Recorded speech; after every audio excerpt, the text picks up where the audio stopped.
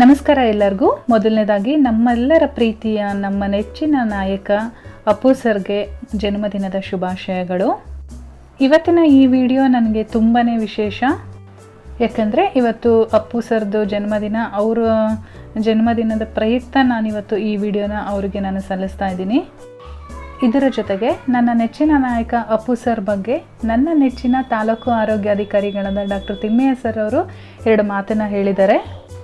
ಬನ್ನಿ ಕಚೇರಿ ಒಳಗಡೆ ಹೋಗೋಣ. ಸರ್ ಬಾಯಿಂದನೇ ಅಪ್ಪು ಅವರು ತುಂಬಾ ದೊಡ್ಡ ಅಭಿಮಾನಿ ಡಾಕ್ಟರ್ ತಿಮ್ಮಯ್ಯ ಸರ್ ಅವರು. ಹಾಗಾಗಿ ಅವ್ರ ಬಾಯಿಂದನೇ ಇವತ್ತು ಏನೇನೆಲ್ಲ ಅವ್ರಿಗೋಸ್ಕರ ಮಾಡ್ತಾ ಇದ್ದಾರೆ ಅಂತೇಳಿ ಅವ್ರ ಹತ್ರನೇ ಕೇಳಿ ತಿಳ್ಕೊಳ್ಳೋಣ.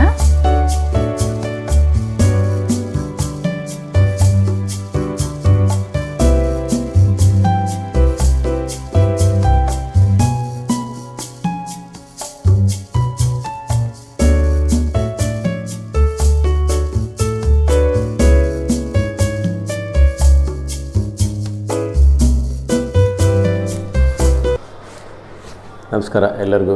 ಇವತ್ತು ಪವರ್ ಸ್ಟಾರ್ ಪುನೀತ್ ರಾಜ್ಕುಮಾರ್ ಅವರ ಜನ್ಮದಿನಾಚರಣೆ ಇದೆ. ಜಗತ್ತಿನ ಎಲ್ಲೆಡೆ ಇವತ್ತು ಅವರ ಅಭಿನಯದ ಅಂತಿಮ ಚಿತ್ರ ಜೇಮ್ಸ್ ಚಿತ್ರ ಕೂಡ ಇವತ್ತು ತೆರೆ ಕಾಣ್ತಾ ಇದೆ.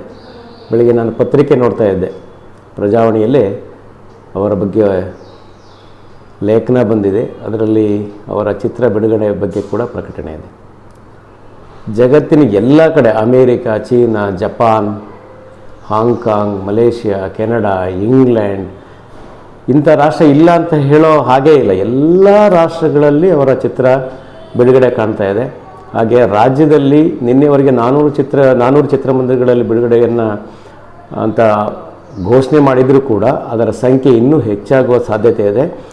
ತಮ್ಮೆಲ್ಲರೂ ತಿಳಿದಿರುವಂತೆ ದಿನದ 24 ಗಂಟೆಗಳು ಕೂಡ ಅವರ ಅಭಿಮಾನಿಗಳಿಗೆ ಚಿತ್ರವನ್ನು ಪ್ರದರ್ಶನ ಮಾಡೋದಕ್ಕೆ ಕೂಡ ವ್ಯವಸ್ಥೆಯನ್ನು ಮಾಡಲಾಗಿದೆ. ಇದು ನಿಜವಾಗ್ಲೂ ಬಹುಶಃ ಜಗತ್ತಿನಲ್ಲಿ ಇದೊಂದು ವಿನೂತನ ದಾಖಲೆ ಅಂತಲೇ ನಾವು ಹೇಳ್ಬೋದು. ಅಪ್ಪು ಯಾರಿಗಿಷ್ಟ ಇಲ್ಲ ಹೇಳಿ. ಅಪ್ಪು ಸರಳ, ಸಜ್ಜನಿಕೆ, ಅವರ ಕೊಡುಗೆ ದಾನಿಯ ಗುಣ, ಎಡಗೈ ಕೊಟ್ಟರದ ಬಲಗೈಗೆ ಗೊತ್ತಿಲ್ಲದೇ ಇರೋ ಥರ ಅವರು ತಮ್ಮ ಇಡೀ ಜೀವಿತಾವಧಿಯಲ್ಲಿ ಎಲ್ಲರಿಗೂ ನೊಂದವರಿಗೆ ಸಹಾಯ ಹಸ್ತವನ್ನು ಚಾಚಿದ್ದಾರೆ. ತಮ್ಮ ಕೇವಲ 46 ವರ್ಷಗಳ ಜೀವನದಲ್ಲಿ ಸಾವಿರಾರು ವರ್ಷಗಳಷ್ಟು ಒಂದು ಸರ್ಕಾರ ಮಾಡಲಾರದಷ್ಟು ಸೇವೆಗಳನ್ನು ಕೆಲಸಗಳನ್ನು ಅವರು ಮಾಡಿ ಇಡೀ ಸಮಾಜಕ್ಕೆ, ಇಡೀ ಮನುಕುಲಕ್ಕೆ ಮಾದರಿಯಾಗಿದ್ದಾರೆ. ಸರಳತೆ, ಸಜ್ಜನಿಕೆ, ಎಲ್ಲರೊಂದಿಗೆ ಬೆರೆಯುವ ಗುಣ.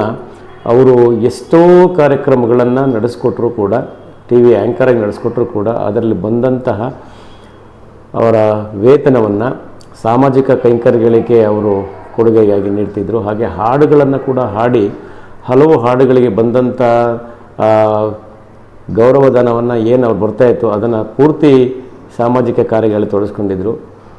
ನಮ್ಮೆಲ್ಲರಿಗೂ ಗೊತ್ತಿದೆ, 1800 ಅನಾಥ ಮಕ್ಕಳು, 29 ಗೋಶಾಲೆಗಳು, 19 ಅನಾಥಾಶ್ರಮಗಳು, ಹಾಗೆ ಮೈಸೂರಿನಲ್ಲಿ ಅವರ ಕುಟುಂಬ ನಡೆಸ್ತಿರೋವಂಥ ಅನಾಥಾಶ್ರಮ, ಹೀಗೆ ಹಲವು ಕಾರ್ಯಕ್ರಮಗಳನ್ನು ಹಮ್ಮಿಕೊಂಡು ಜಗತ್ತಿಗೆ ಮಾದರಿಯಾಗಿ ನಡ್ಕೊಂಡು ಬಂದಂಥ ಅಪ್ಪು ಭೌತಿಕವಾಗಿ ನಮ್ಮೊಂದಿಗೆ ಇವತ್ತು ಇಲ್ಲದೇ ಇದ್ದರೂ ಕೂಡ ಅವರ ನೆನಪುಗಳಲ್ಲಿ, ಅವರ ಸಾಮಾಜಿಕ ಕೆಲಸಗಳಲ್ಲಿ ಸದಾ ಹಚ್ಚ ಹಸಿರಾಗಿ ಇಡೀ ಸಮುದಾಯದಲ್ಲಿ ಅವರು ಸದಾ ನಮ್ಮೊಂದಿಗೆ ಇದ್ದೇ ಇರ್ತಾರೆ. ನಾನಿವತ್ತು ಮನೆಯಿಂದ ಕಚೇರಿಗೆ ಬರೋ ವೇಳೆ ನಾನು ಹಾಸನದಲ್ಲಿ ಹಲವು ಕಡೆ ಈಗಾಗಲೇ ಅನ್ನ ಸಂತರ್ಪಣೆ ಮಾಡೋದಕ್ಕೆ ಸಿದ್ಧತೆಗಳನ್ನು ಮಾಡಿಕೊಳ್ಳಲಾಗಿತ್ತು. ಎಲ್ಲ ಗಲ್ಲಿಗಳಲ್ಲಿ, ಎಲ್ಲ ಹಳ್ಳಿಗಳಲ್ಲಿ ಇವತ್ತು ಹಲವು ಕಾರ್ಯಕ್ರಮಗಳನ್ನು ಮಾಡಿಕೊಳ್ಳಲಾಗಿದೆ.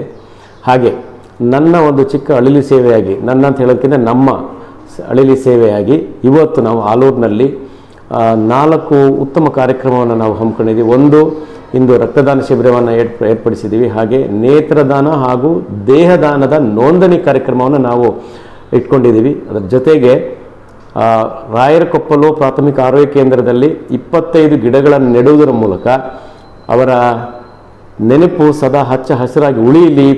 ಈ ಜಗತ್ತಿನಲ್ಲಿ ನಾವು ಅವರ ಹೆಸರಿಗೆ ಒಂದು ಕೊಡುಗೆ ಅನ್ನೋದಕ್ಕಿಂತ ಒಂದು ಅಳಿಲಿ ಸೇವೆಯನ್ನು ಮಾಡೋ ದೃಷ್ಟಿಯಿಂದ ಈ ಕಾರ್ಯಕ್ರಮ ಹಮ್ಮಿಕೊಂಡಿದ್ದೀವಿ. ಇದು ಚಿರಸ್ಥಾಯಿಯಾಗಿ ಉಳಿಯಲಿ. ಅಪ್ಪು ಅಭಿಮಾನಿಗಳು ಸದಾ ಅವರನ್ನು ನೆನೆಸ್ಕೊಳ್ಳೋ ರೀತಿ ನಾವು ಕೂಡ ಈ ದಿನ ಅಪ್ಪು ಅವ್ರನ್ನ ನೆನೆಸ್ಕೊಂಡಿದ್ದೀವಿ. ಅವರ ಎಲ್ಲ ಕೊಡುಗೆ ಸಮಾಜಕ್ಕೆ ಮಾದರಿಯಾಗಿದೆ. ಅವರ ನಡವಳಿಕೆಯಿಂದ ಎಷ್ಟೋ ಜನ ಪ್ರೇರೇಪಿತರಾಗಿ ದಕ್ಷಿಣ ಭಾರತದ ನಟರು ಕೂಡ ತಮ್ಮ ಈ ಸಾಮಾಜಿಕ ಕಾರ್ಯಕ್ರಮಗಳು ತೊಡಗಿಸ್ಕೊಳ್ಳಲು ಮನಸ್ಸು ಮಾಡಿರೋದು ನಿಜವಾಗ್ಲೂ ಒಳ್ಳೆಯ ವಿಚಾರ. ಹಾಗೆಯೇ ಸಮಾಜದ ಎಲ್ಲರೂ ಕೂಡ ಈ ನಿಟ್ಟಿನಲ್ಲಿ ಯೋಚಿಸಿ ಸಾಮಾಜಿಕ ಬದ್ಧತೆ ಮತ್ತು ಕೈಂಕರ್ಯಗಳನ್ನು ನಡೆಸುವಂತಾಗಲಿ ಅಂತ ಹೇಳ್ತಾ ಎಲ್ಲ ಅಪ್ಪು ಅಭಿಮಾನಿಗಳಿಗೆ ಅವರ ಜನ್ಮದಿನದ ಶುಭಾಶಯಗಳನ್ನು ತಿಳಿಸಿ ಅವರಿಗೆ ಒಳ್ಳೆಯದಾಗಲಿ. ನಮಸ್ಕಾರ.